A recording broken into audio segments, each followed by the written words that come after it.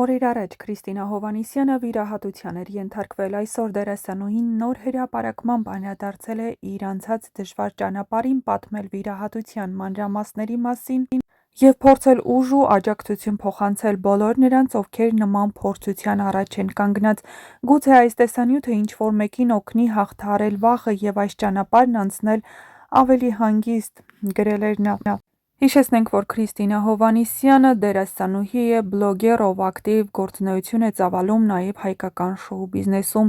Նա հայտնի է սերիալներից, սիթքոմներից և սոցիալական ցանցերում իր ակտիվությամբ: Քրիստինան ամուսնացած է երգիչ, դերասան Գևորգ Մկրտչյանի հետ: Զույգն ամուսնացել է 2024 թվականին և հաճախ է համատեղ հրապարակումներ անում սոցիալական ցանցերում: Նա նաև հայտնի է իր մոտիվացնող և